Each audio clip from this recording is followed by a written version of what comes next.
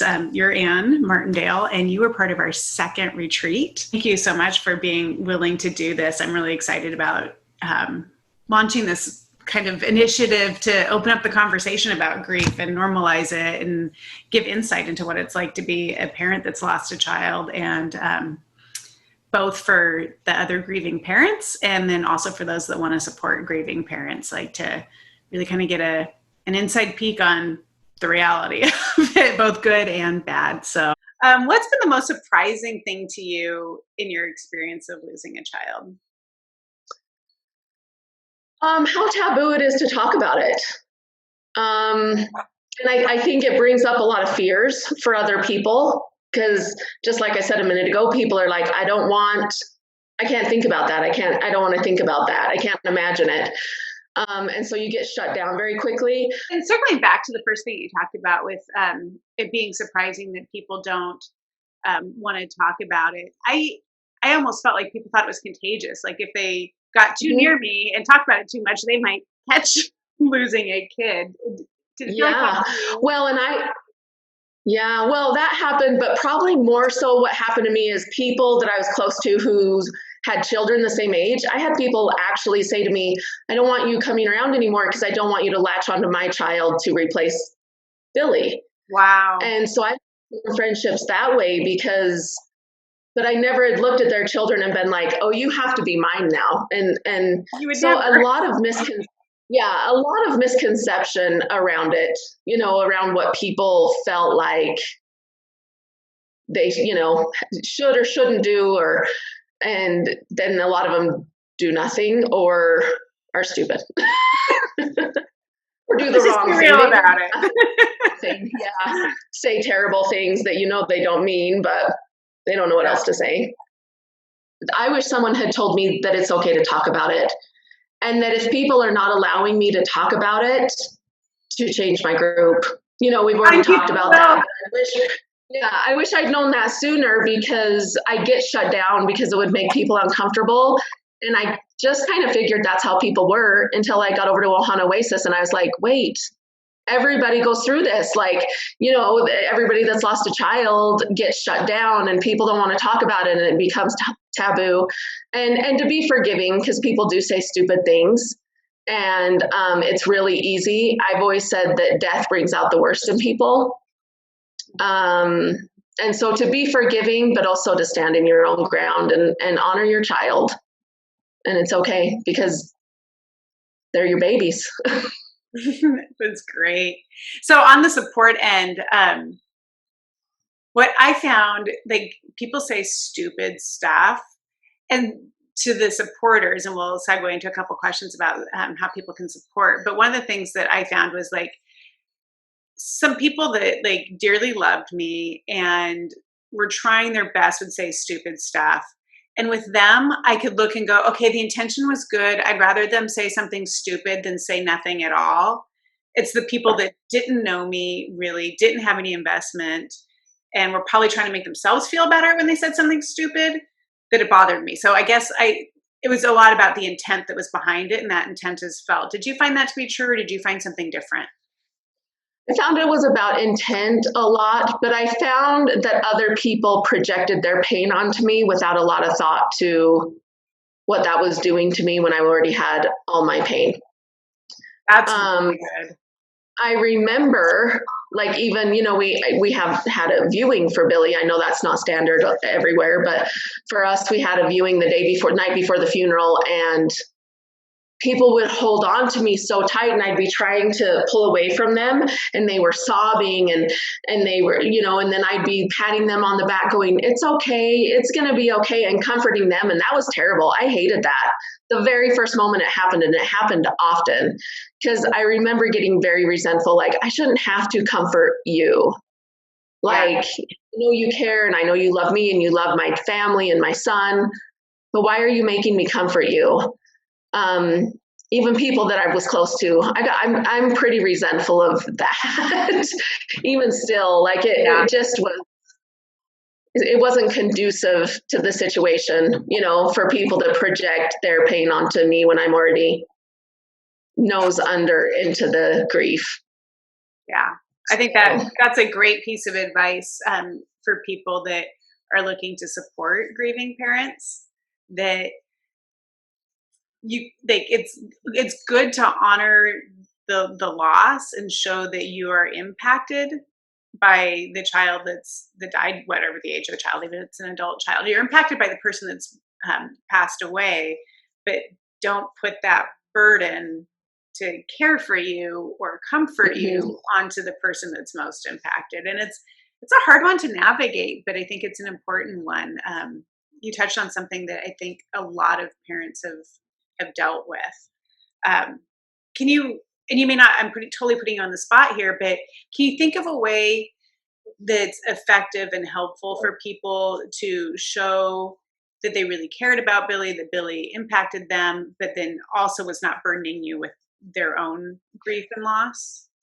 There were two people in particular that I'm not overly close to now, and I don't even know that I was any closer to them when Billy died, but they just showed up.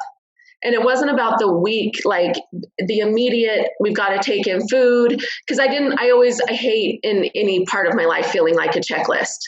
I don't want it to be like, okay, we did that, we're good, we've done what we're supposed to do.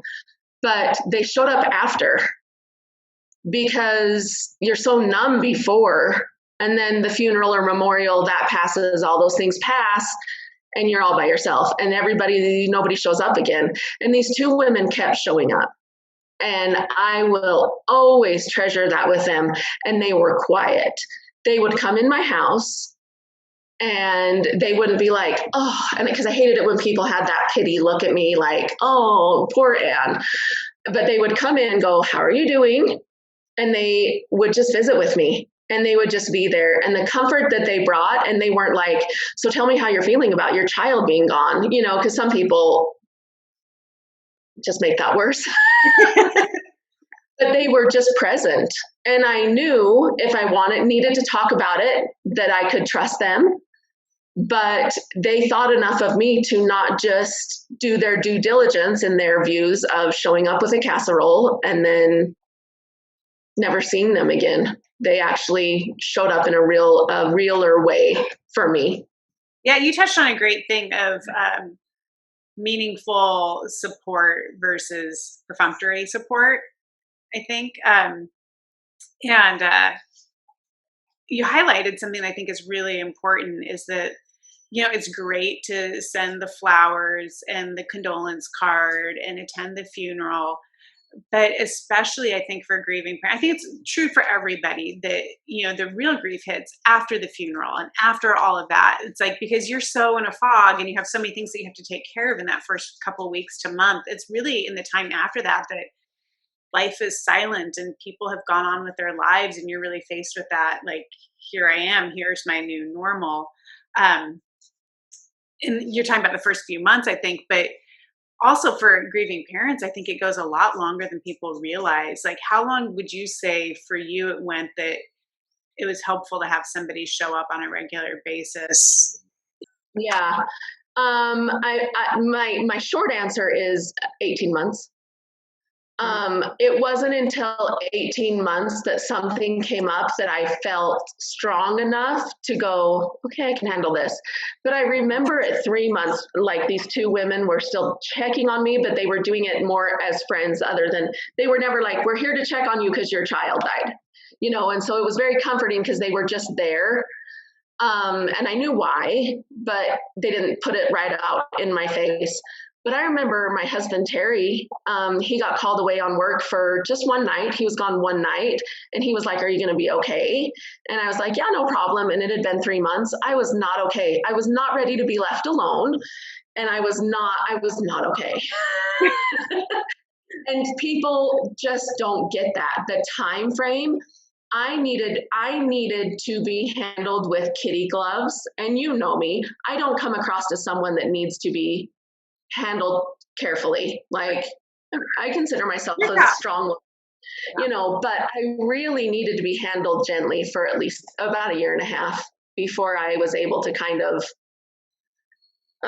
integrate into the pain, Yeah. really.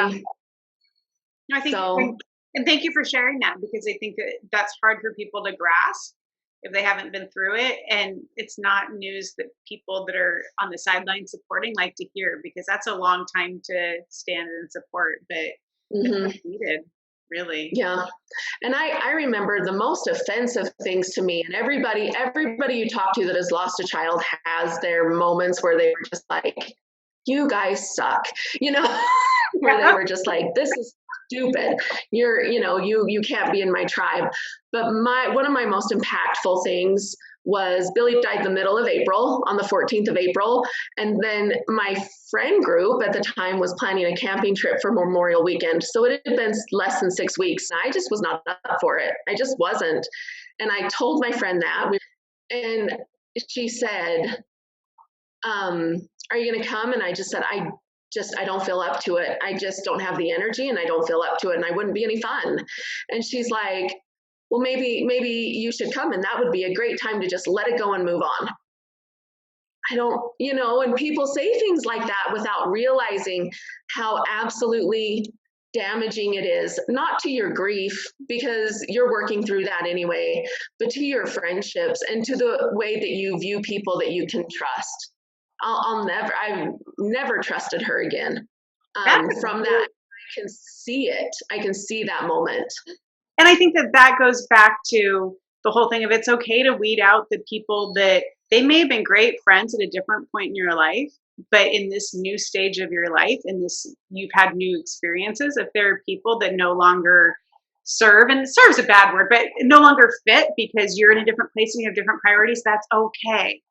Mm-hmm. Create the space for other people to show up because they will. Yeah, absolutely.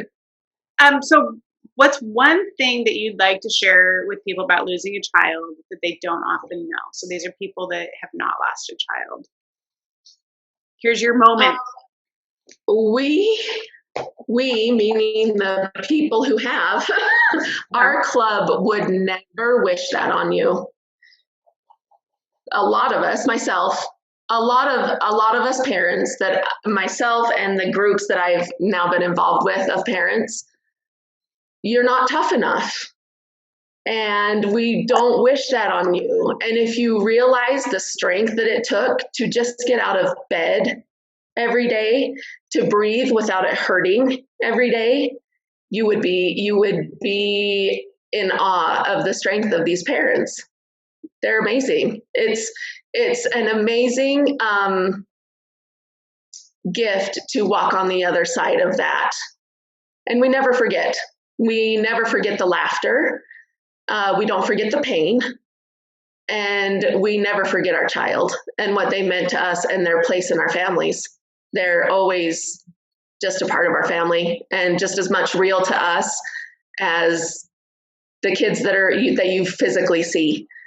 And I am always amazed with the parents I meet and their strength and their ability to integrate into the pain, because time does not heal it. It's not a healing. It just becomes part of who you are, and you hit a new normal, and then you do the best you can.